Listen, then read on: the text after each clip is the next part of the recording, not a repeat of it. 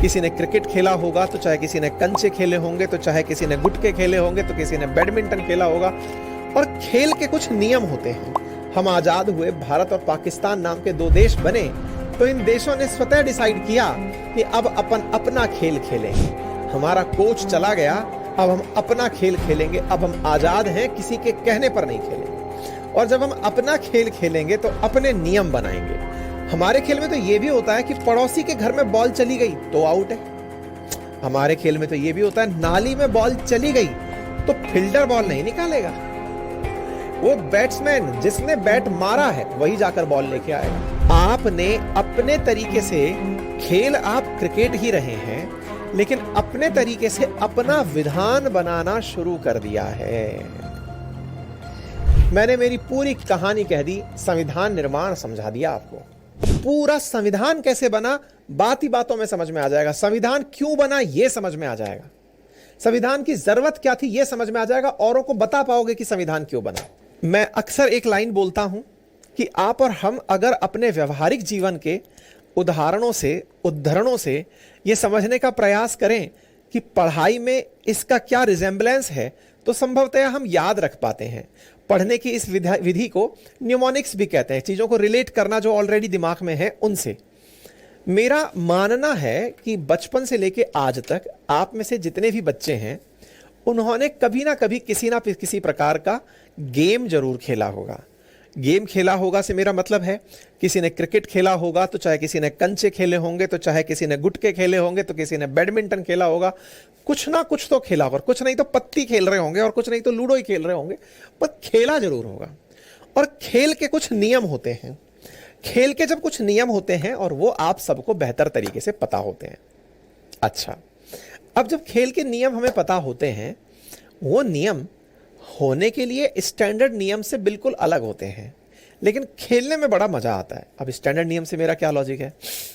आपने कभी भी क्रिकेट के मैदान में मैच को होते देखा हो, चाहे टीवी के माध्यम से देखा हो या साक्षात उपस्थित होकर देखा हो, आपने ये अनुभव किया होगा कि क्रिकेट के मैदान में एक एक चीज पर बड़ा ध्यान दिया जाता है। कितने गज की इनकी पिच है, कितनी दूरी पर फील्डर खड़ा है, कौन सा फील्डर लेग में खड़ा है, कौन सा स्ट्रेट शॉट होने वाला है, एक एक चीज बड़े अच्छे से मेंशन्ड होती है।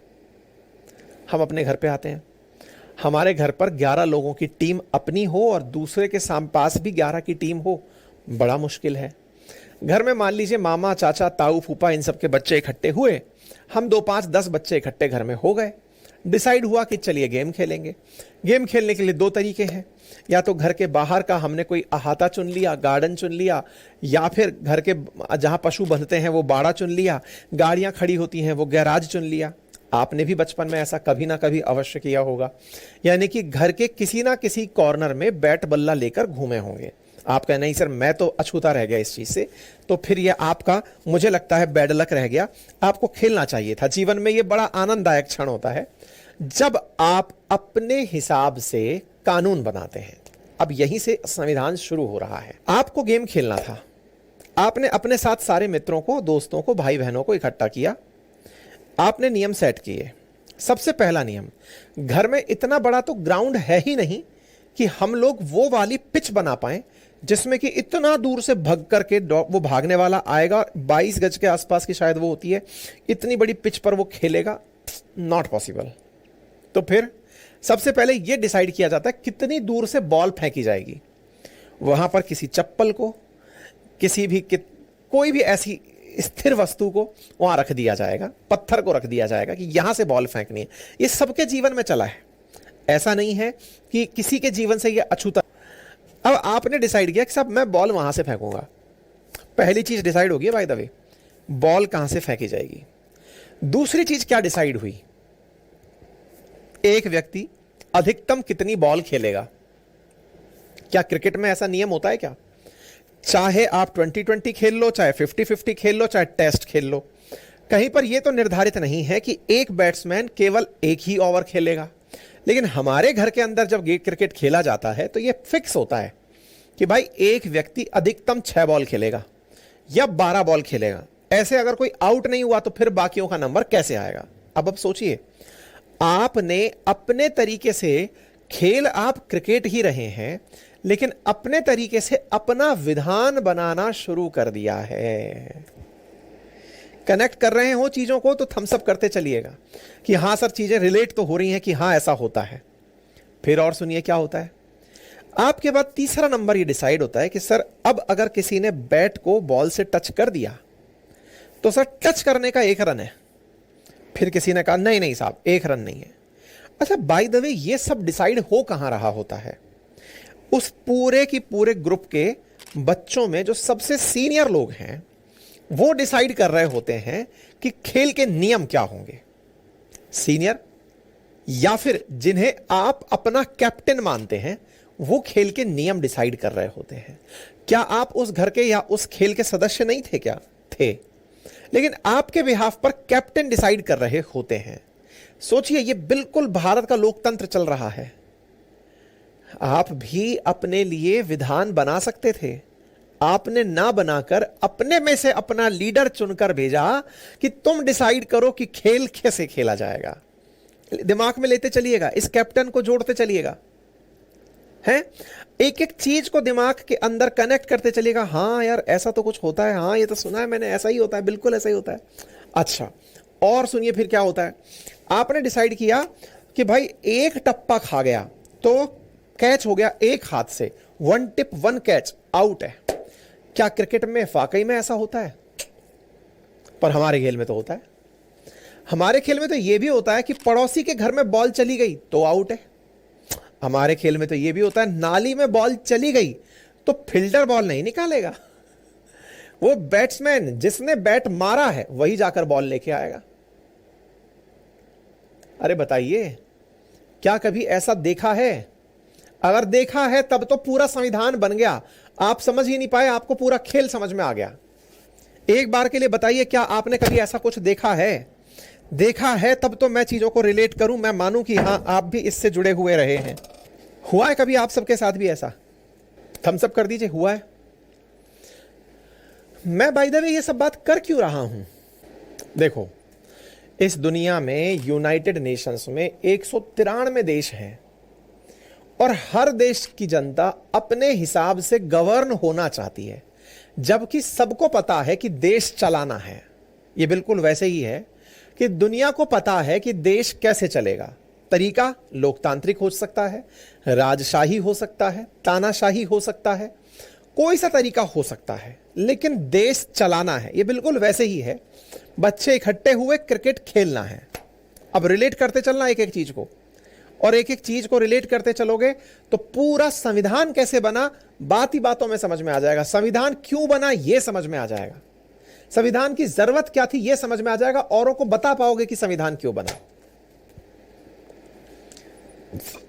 चीजों को रिलेट कर रहे हो तो कमेंट बॉक्स में थम्स अप का ऑप्शन है, उसको दबाते चलें, मुझे दिख जाएंगे।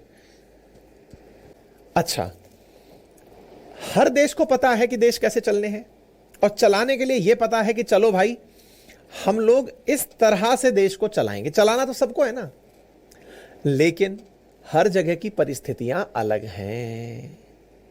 कहीं पर पूरा मैदान उपलब्ध है, खेलने का उतना ही स्टैंडर्ड क्रिकेट ग्राउंड उपलब्ध है, वहां पर दोनों टीमों के पास 11-11 प्लेयर्स और साथ में एडिशनल प्लेयर भी उपलब्ध है। वो तो हर एक जरूरत के हिसाब से स्टैंडर्ड प्रोसीजर फॉलो कर सकते हैं अपने गेम को खेलने का। मतलब जिन देशों के पास संसाधन पर्याप्त हैं वो खेल के सारे नियम बिल्कुल स्टैंडर्ड तरीके से तय कर सकते हैं। लेकिन वहीं दूसरी ओर जिन देशों के पास सारे संसाधन उपलब्ध नहीं हैं, अर्थात जो अभी विकासशील हैं, जो अभी अल्प विकसित हैं, जिन्हें खेल अभी गैरेज में खेलना है, जिन्हें घर के गार्डन में खेलना है, खेत में खेलना है, सड़क पर खेलना है, उन लोगों ने खेल के नियमों में अपनी सुविधा अनुसार परिवर्तन किया हुआ है। तो जब आप इस चीज को कनेक्ट कर गए तो आपको यह समझ में आ गया कि सबकी जरूरतें अलग हैं। खेलना सबको है, नियम सबके अलग हैं। इसका मतलब इन सभी नियमों को एक साथ कंपेयर नहीं किया जा सकता। लेकिन एक बात बताओ, अगर मुझे खेल के नियम लिखने थे तो मुझे बहुत से खेल देखने पड़े होंगे। ध्यान से समझना, यहां नियमों की बात हो रही है। और नियमों के लिए क्या बोल रहा हूं, बहुत से खेल देखने पड़े होंगे। आपके कैप्टन ने बहुत बार 2020 देखा होगा, 50-50 देखा होगा, यानी वनडे देखा होगा और टेस्ट देखा होगा। देखकर उसको ये सारी बातें पता चली होंगी कि देखो, असल खेल में तो डकवर्थ लुईस का नियम भी होता है, लेकिन अभी के लिए अपन नहीं लगा सकते। असल खेल में तो टेम्परिंग के ऊपर भी दोष होता है। बॉल अगर सीधी नहीं फेंकी तो भी गलत होती है, वाइड भी भयंकर वाला वाइड होता है। अपन के खेल में चलो कोई बात नहीं। यानी आपके कैप्टन ने दुनिया भर के खेल देखे हैं, लेकिन वह आपके हिसाब से उन्हें परिवर्तित कर रहा है कि चलो जनता अपनी ऐसी है कि इसको इतना भी मिल जाएगा तो ये अभी इसमें ही खेल खेल पाएगी। मैंने मेरी पूरी कहानी कह दी, संविधान निर्माण समझा दिया आपको। मेरे प्यारे साथियों, आसान भाषा में क्या है, जब हमारा देश आज़ाद हुआ उससे पहले हमें गवर्न करते थे अंग्रेज। उनके द्वारा हमें गवर्न किया जाता था। वो बताते थे कि कैसे बैठना है, कैसे उठना है, कहाँ जाना है, कहाँ नहीं जाना है, कौन सी जगह पर प्रवेश आपका वर्जित है, कितनी जगह पर आप रह सकते हो, सब बातें वो बताते थे। कितना टैक्स देना है वो बताते थे। लेकिन जब हम उनका हिस्सा नहीं रहे, हम आज़ाद हुए, भारत और पाकिस्तान नाम के दो देश बने, तो इन देशों ने स्वतः डिसाइड किया कि अब अपन अपना खेल खेलेंगे। हमारा कोच चला गया, अब हम अपना खेल खेलेंगे। अब हम आज़ाद हैं, किसी के कहने पर नहीं खेलेंगे। और जब हम अपना खेल खेलेंगे तो अपने नियम बनाएंगे। अपने नियम इतनी बड़ी आबादी से कैसे बनवाएं, इसलिए हमने तरीका यही अपनाया कि हम अपने यहां से किसी ना किसी को नॉमिनेट कर देते हैं कि भैया तुम जाओ और हमारे बिहाफ पर खेल के नियम बना लो। जैसे हम अपने खेल के नियम जब बना रहे होते हैं, हर व्यक्ति नियम नहीं बता रहा होता, हम अपने में से किसी सीनियर मोस्ट को चुनकर भेजते हैं कि हाँ भाई जाइए और जाकर के खेल के नियम बनाइए। तो मेरे प्यारे साथियों, ऐसे ही भारत देश को चलाने के खेल के नियम बने, जिसे हम लोग संविधान कहते हैं। कि देश कैसे चलेगा, रिलेट करना। देखो, बहुत से बच्चों को, बहुत से ऑडियंस को, बहुत सारे पढ़े लिखे लोगों को यही नहीं पता कि संविधान आफ्टर ऑल है क्या।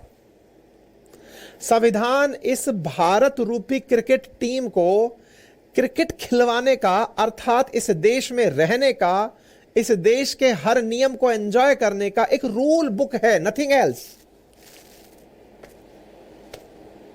बोलें, चीजें रिलेट कर रहे हैं कि ये केवल रूल बुक है, नथिंग एल्स। किताब का मतलब ही ये है कि इसमें वो सारे नियम लिखे हुए हैं। कौन खेलेगा, कितना बॉल खेलेगा, कैसे खेलेगा, कौन बन, सब लिखा हुआ है।